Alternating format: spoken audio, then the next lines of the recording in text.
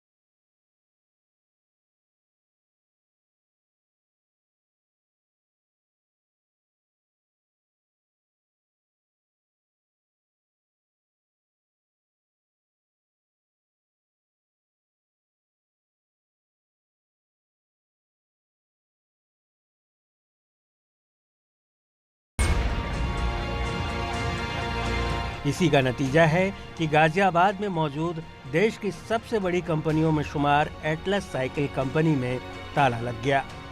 Company के 1000 मजदूरों को काम करने से मना कर दिया गया है। इत्तेफाक देखिए कि ये कहानी भी हमें वर्ल्ड साइकिल डे पर सुनानी पड़ रही है। 1989 से चल रही इस फैक्ट्री से 1000 मजदूर और उनके परिवारों का गुजारा चलता था। हर महीने 1.5 से 2 लाख साइकिलों का प्रोडक्शन भी यहाँ किया जाता रहा। लेकिन लॉकडाउन खत्म होने के बाद कंपनी के इस फैसले ने सभी को हैरान कर दिया है। आज वर्ल्ड साइकिलिंग डे है और आज के दिन ही हिंदुस्तान की सबसे पुरानी साइकिल कंपनी एटलस के गाजियाबाद प्लांट पर मजदूरों को नोटिस लगा मिला कि ये प्लांट बंद किया जा रहा है। अब सवाल ये है कि इस प्लांट में काम करने वाले 1000 के करीब मजदूर और उनके परिवार का क्या होगा। कंपनी के कर्मचारी भी इस फैसले को लेकर हैरान हैं। उनके न समझ पाने की वजह ये भी है कि जब महीने में 1.5 से 2 लाख साइकिल का प्रोडक्शन होता रहा तो अचानक बंद करने की नौबत कहां से आई। इससे पहले भी कंपनी 2 यूनिट बंद कर चुकी है। ऐसे में कर्मचारियों को नुकसान से ज्यादा किसी घपले की आशंका दिखाई दे रही है। प्रोडक्शन पहले इसका था कि 1.5 लाख 2 लाख तक हमने साइकिल यहाँ की बेची है। और इस समय जो पीछे अभी जो फिलहाल में अभी जो फिर लॉकडाउन हुआ है तब से कुछ हल्का हुआ है। इन्होंने अभी 2 दिन तो कुछ करा नहीं है। प्रोडक्शन में यहाँ कोई कमी नहीं थी। यहाँ बहुत अच्छा लेबर पैसा तो जो ये नोटिस में लिखा हुआ है आर्थिक संकट और आप बता रहे हैं कि 2 लाख साइकिल बिकती थी, तो फिर क्या ये संभव है? नहीं संभव है। इन्होंने पैसा पता नहीं यहाँ इतना कमा के पैसा कहाँ ले गए मालिक लोग, कहाँ घोटाले वो कहाँ भर्ती किए वो हम लोगों को जानकारी नहीं। बात सिर्फ एटलस कंपनी पर खत्म न हो जाए और अपनी साइकिल के बारे में आप सोचें, उससे पहले साइकिल का इतिहास भी आपको बता देते हैं। सबसे पहली साइकिल 1816 में पेरिस के कारीगर ने बनाई, जिसे हॉबी हॉर्स का नाम दिया गया। इसका मतलब था काठ का घोड़ा। पैडल वाली साइकिल का आविष्कार भी पेरिस में ही लालेमिन ने किया और इसे वेलोसिपेड पुकारा गया। इससे होने वाली थकावट के चलते इसे बोन ब्रेकर भी कहते रहे। 1872 में इंग्लैंड, फ्रांस और अमेरिका ने इसे रीडिज़ाइन किया, जिसमें आगे का पहिया 30 से 64 इंच व्यास का और पीछे के पहिए का व्यास 12 इंच रखा गया। इसमें पैडल में बेयरिंग और ब्रेक भी लगाए गए। आज भी अगर आपके पास साइकिल है तो एटलस कंपनी के कर्मचारियों का दर्द साझा करने के लिए उसे उठाइए और आसपास का चक्कर लगाकर उनकी तकलीफ को महसूस करिए। जो मेहनत साइकिल बनाने के लिए उन्होंने की है। मगर इस वक्त नहीं, क्योंकि 9 से ज़्यादा बज रहे हैं और सुबह 5 बजे तक घर से निकलने की मनाही है। भाई, लॉकडाउन का पालन भी तो रात में करना है। गाजियाबाद से विपिन तोमर के साथ bureau report, ABP Ganga. Corona ने मुश्किलें चौतरफा बिखेरी हैं, इनसे इनकार नहीं है, लेकिन इन्हीं मुश्किलों के बीच 69,000 टीचर्स के लिए वो पल आया था जब वो जिंदगी के एक बड़े इम्तिहान को पार कर नौकरी की शुरुआत करने वाले थे। ये फैसला बुधवार को कुछ घंटों की मशक्कत के बाद मुमकिन था कि हो भी जाता, लेकिन शुरुआत में याचिका का ग्रहण लगा और पूरी प्रक्रिया रोकनी पड़ गई। मामला हाईकोर्ट की लखनऊ बेंच में है। अभ्यर्थी बेबस हैं और सरकार खामोश। नौकरी की नीति यही है, इसीलिए नीति की बात कोई करे भी क्या। उत्तर प्रदेश में सरकारी नौकरी हासिल करना अब किसी सपने से कम नहीं रह गया है। एक ऐसा सपना जो अक्सर या तो बहुत देर से पूरा होता है या सिर्फ सपना तक ही सीमित होकर रह जाता है और कभी हकीकत में नहीं बदल पाता है। दरअसल सूबे में सरकारी नौकरियों की संख्या लगातार घटती जा रही है। जो भर्तियां शुरू भी होती हैं उनमें इतने विवाद पैदा होते हैं कि मामला कोर्ट तक पहुंचता है और कानूनी पेचीदगियों में ये भर्तियां सालों साल तक रुकी रह जाती हैं।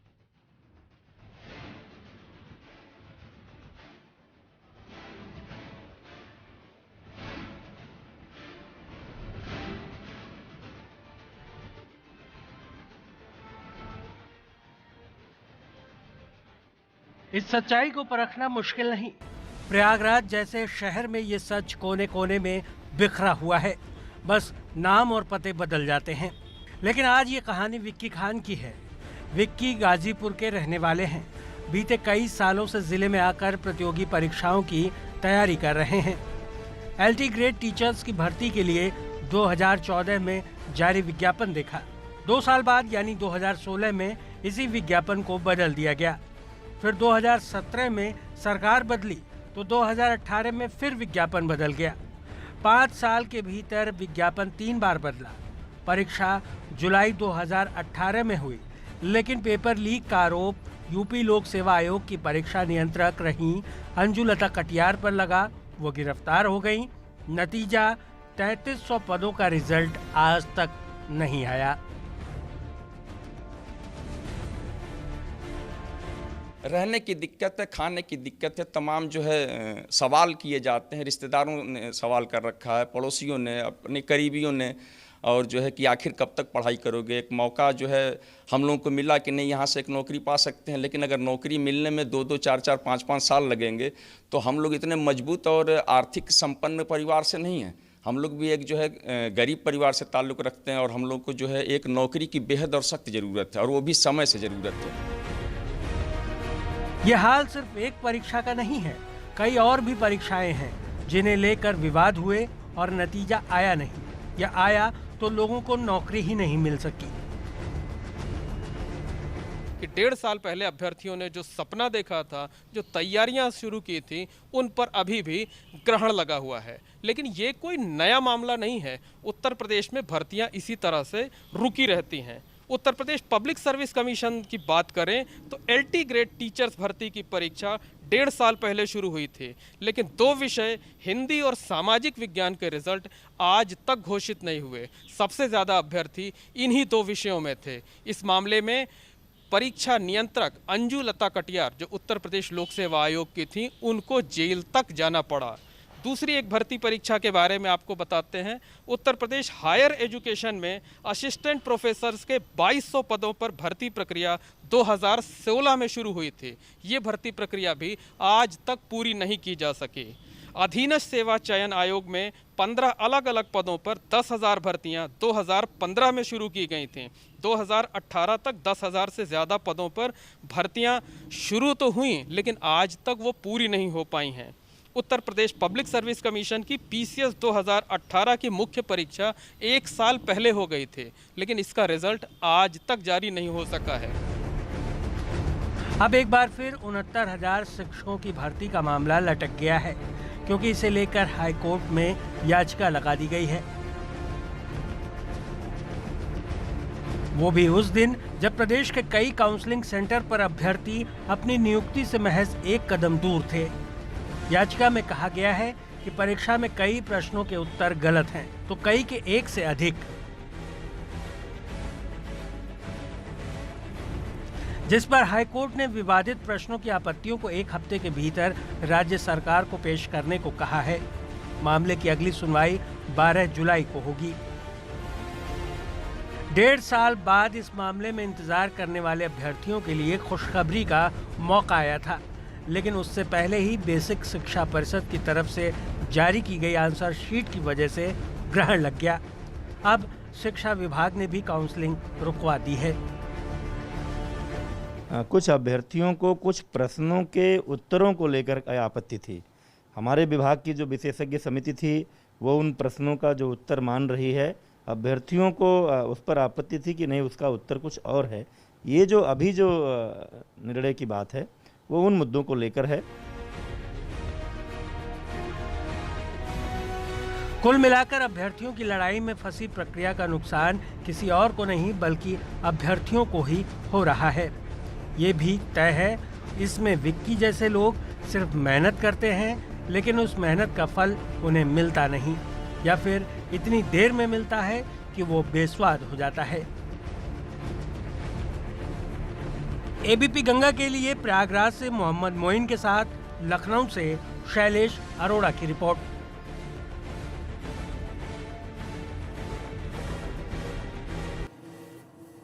भर्ती प्रक्रिया भले ही लटक गई हो, लेकिन इस सच से मुंह नहीं मोड़ा जा सकता कि सरकार ने जिस तरह इस मामले में तेजी दिखाई थी तो माना जा रहा था कि 69,000 परिवारों को एक तोहफा मिलेगा। लेकिन इसी बीच कई परिवार ऐसे हैं जो कोरोना से जंग लड़ रहे हैं और अस्पतालों की व्यवस्थाओं के बीच फंसे हैं। ऐसे ही लोगों से हालचाल लगातार मुख्यमंत्री ऑफिस पूछ रहा है।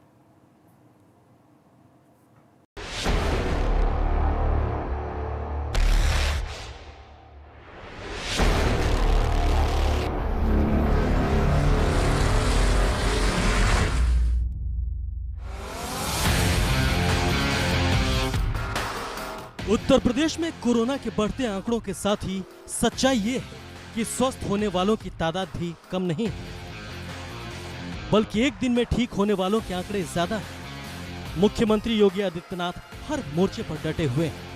अधिकारियों के साथ लगातार बैठक करने के अलावा वो हर तरह से कोरोना से जुड़े मामलों को लेकर नजर बनाए हुए हैं। मुख्यमंत्री की सक्रियता का नतीजा ये है कि राशन वितरण में उत्तर प्रदेश ने रिकॉर्ड बनाया है।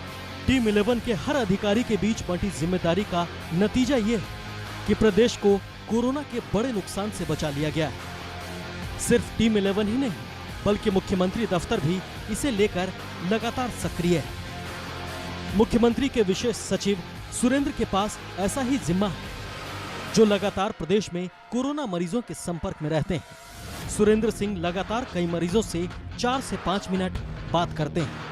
मकसद भी बेहद साफ है, सरकारी व्यवस्थाओं को जानना और समझना। यह मुमकिन कैसे होता है, इसके लिए सुरेंद्र सिंह की इस बातचीत को सुनिए जरा। हेलो कौन? जन साहब, मैं सुरेंद्र सिंह बोल रहा हूँ, माननीय मुख्यमंत्री कार्यालय लखनऊ से। आप फिरोजाबाद से बोल रहे हैं? क्या भैया? फिरोजाबाद से बोल रहे हैं ना? हाँ भैया। तो मेडिकल कॉलेज में हैं आप भर्ती? नहीं भैया, हम लोग तो घर पे हैं। अच्छा, आ गए, डिस्चार्ज हो गए? कब के? 1 महीना होने वाला है। अच्छा, चलिए। 14 दिन होने को हो गए। अच्छा, 14 दिन हो गए। चलिए ठीक है, बहुत बहुत बधाई आपको। वहाँ सारी व्यवस्थाएं ठीक थी एएस मेडिकल कॉलेज में? हाँ भैया, ठीक। अच्छा, सरकारी मेडिकल कॉलेज है और जनरली जब हम सरकारी अस्पताल में जाते हैं तो एक धारणा होती है, तो उस हिसाब से वहाँ साफ सफाई, डॉक्टर्स का व्यवहार, खाना पीना कैसा था? सब ठीक था। अच्छा, चलिए ठीक है, बहुत बहुत धन्यवाद। इस पूरी बातचीत से अंदाजा लगाना मुश्किल नहीं कि मुख्यमंत्री की मंशा मरीजों का हालचाल जानने के साथ ही उन व्यवस्थाओं को परखना है जिसे लेकर सरकार पर निशाना साधे जाते रहे हैं। वैश्विक महामारी कोविड-19 से बचाव के लिए, तैयारियों के लिए, मरीजों की देखभाल के लिए माननीय मुख्यमंत्री जी द्वारा पर्याप्त प्रबंध किए गए हैं। उसी क्रम में उन्होंने ये भी व्यवस्था की देश में पहली बार कि मुख्यमंत्री कार्यालय, साथ ही बाकी हमारे माननीय मंत्रीगण और जनपद के अधिकारीगण सब लोग इन मरीजों की देखभाल करें, इनका हालचाल जाने, सारी चिकित्सीय सुविधा सुनिश्चित हो। सीएम हेल्पलाइन के द्वारा भी जो श्रमिक आ रहे हैं या बाकी जो लोग हैं गांव में, सारी व्यवस्थाएं शहर में वार्ड मेंबर और प्रधानों से संपर्क करके भी व्यवस्था की जा रही है। मुख्यमंत्री कार्यालय से प्रतिदिन लगभग 20-25 अस्पतालों के 50 के करीब मरीजों से बात की जाती जो एक्टिव मरीज हैं। आज वर्तमान में हमारे पास 2680 हमारे यहाँ एक्टिव पेशेंट हैं। मरीजों के लिए मुख्यमंत्री दफ्तर से फोन आना चौंकाने वाला तो है। यही वजह है कि उनकी बातों में बेतकल्लुफी देखी जाती है। जो भी हो, सरकार के इस प्रयास को याद रखा ही जाएगा, क्योंकि सेहत से जुड़े मामलों में लापरवाही की शिकायतें ज्यादा है, सराहनीय कोशिशें कम है।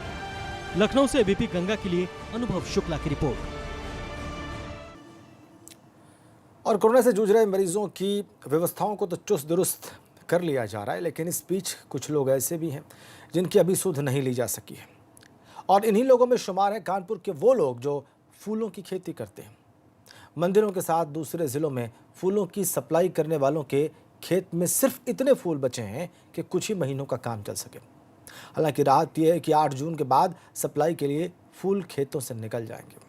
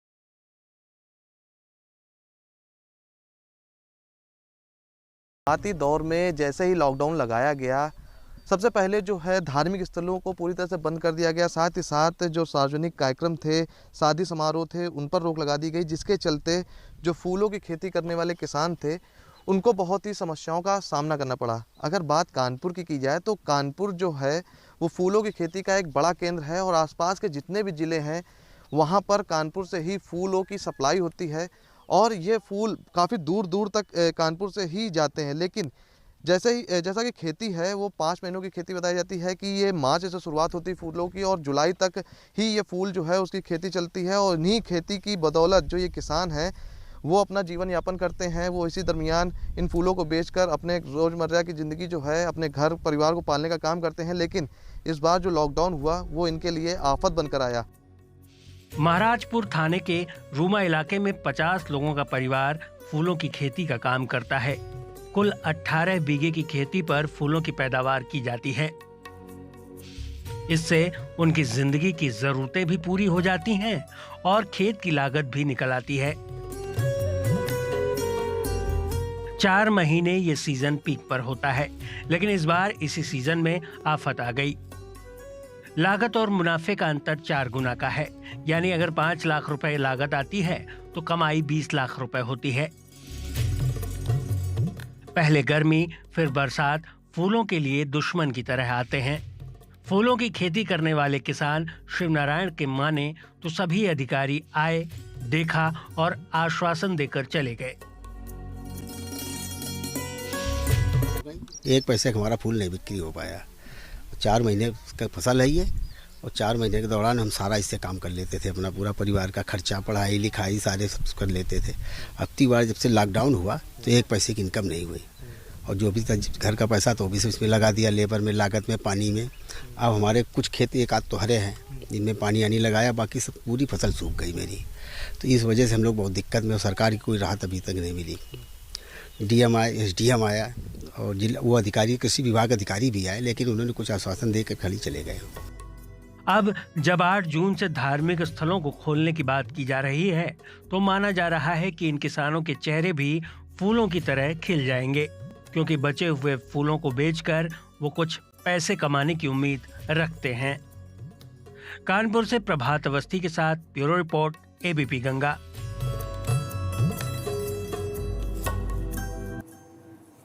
इस रिपोर्ट के साथ ही वक्त एक ब्रेक का।